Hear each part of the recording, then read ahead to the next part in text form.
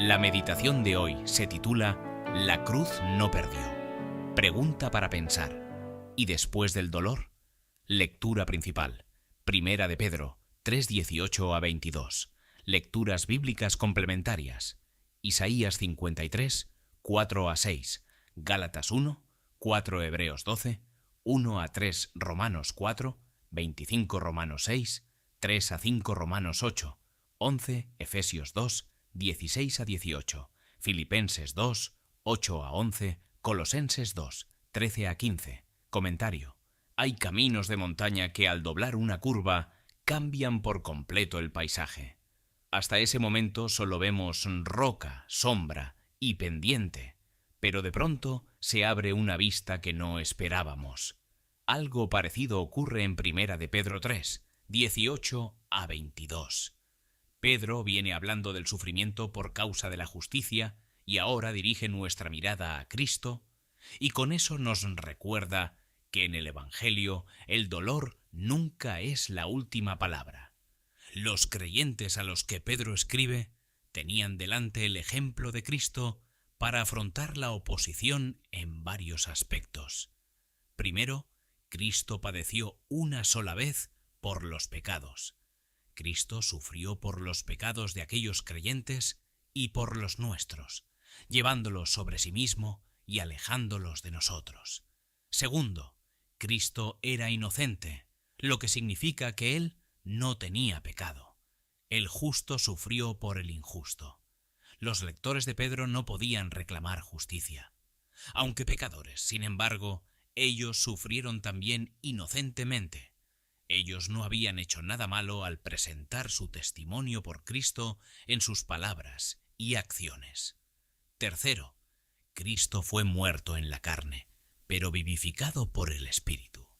La referencia a la carne significa que Jesús fue muerto como un ser humano, alguien exactamente como ellos.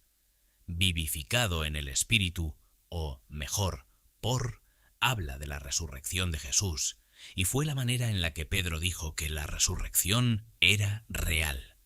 Para los cristianos perseguidos, esto significaba que no importaba qué pasara en la persecución. Aún la muerte, todo era vencido en Cristo. Pedro intentó que todos sus argumentos dieran a sus lectores ánimo y confianza para enfrentar a sus oponentes. Cristo no sufrió solo como ejemplo de resistencia, ni como víctima de una injusticia humana.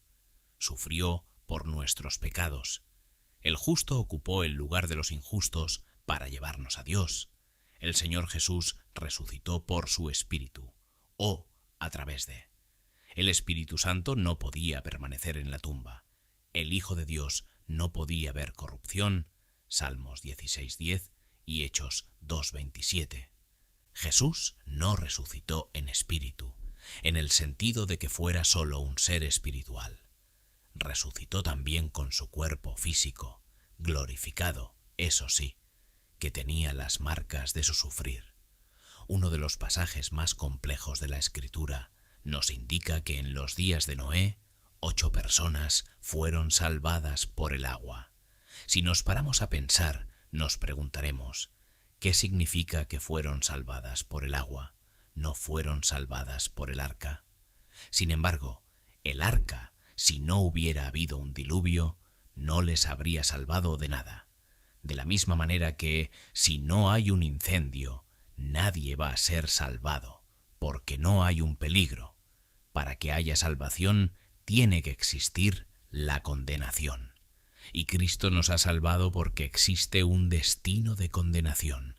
Y es en ese sentido que Pedro continúa con otra afirmación complicada al decir que el bautismo que corresponde a esto ahora nos salva. No se refiere al bautismo como sacramento simplemente, sino al bautismo que corresponde a esto, es decir, la muerte a la vida antigua, a la condenación del pecado, aunque eso signifique tener que sufrir en esta vida. Es mejor sufrir haciendo el bien, porque existe una esperanza para más adelante. Hay un final para el sufrir, al que seguirá una vida eterna gloriosa y feliz. Pero no hay tal esperanza para el sufrimiento causado por hacer el mal. La vida no es fácil, y a veces el dolor nos hace pensar que todo se ha torcido. Pero Primera de Pedro 3, 18 a 22 nos obliga a mirar a Cristo. Él padeció y murió, sí, pero no quedó bajo el peso del sufrimiento. Resucitó, fue exaltado y reina. Y si estamos unidos a Él, entonces tampoco nuestra historia termina en la noche. La cruz no perdió. Cristo venció, y en Él los suyos también tienen esperanza. Preguntas de reflexión personal. 1. ¿Estoy mirando mis pruebas solo desde el dolor presente o a la luz de la victoria y la exaltación de Cristo? 2. ¿Qué cambia en mi manera de sufrir al recordar que Cristo padeció para llevarme a Dios? 3. ¿Estoy descansando de verdad en el Cristo resucitado y reinante o sigo viviendo como si el dolor tuviera la última palabra?